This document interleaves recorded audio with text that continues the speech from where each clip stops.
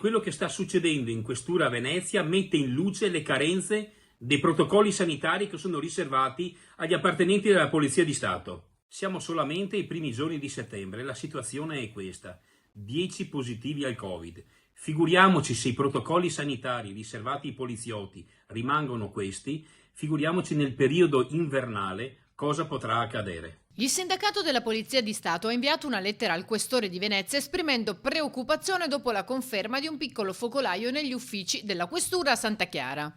Per noi chiunque è stato a contatto o comunque vicino a un collega che è stato trovato positivo al Covid deve essere quantomeno messo in quarantena per almeno 14 giorni e se non sviluppa nessuna patologia potrebbe forse rientrare al lavoro. Ma noi per questo chiediamo intanto quarantena a tutti in attesa del tampone. In questo periodo si sono attivate tutte delle procedure per poter fare tamponi a tutti a pioggia e fino a poco tempo fa, quando ad essere contagiato o potenzialmente contagiato un agente, uno della truppa, questo non avveniva. Veniva chiesta una relazione di servizio sulle modalità appunto di contatto con il collega trovato positivo e se secondo la discrezionalità del medico della Polizia di Stato non c'erano pericoli, tu potevi tranquillamente rientrare a lavorare.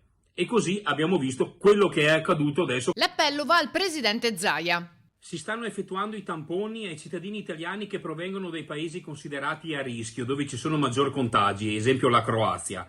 Siano inserite anche le forze dell'ordine in questi protocolli. A Venezia abbiamo bisogno di monitorare i colleghi che sono stati a contatto con i positivi al Covid e per questo, ripeto, chiediamo tamponi a tutto il personale. Chiediamo al governatore di intervenire e dare la possibilità a tutti i poliziotti che lavorano a vario titolo presso la caserma albanese, dove ha sede l'ufficio di gabinetto della questura, di poter effettuare i tamponi a pioggia, a cascata, a tutti gli appartenenti alla Polizia di Stato che lavorano in quella sede. Armelao denuncia poi.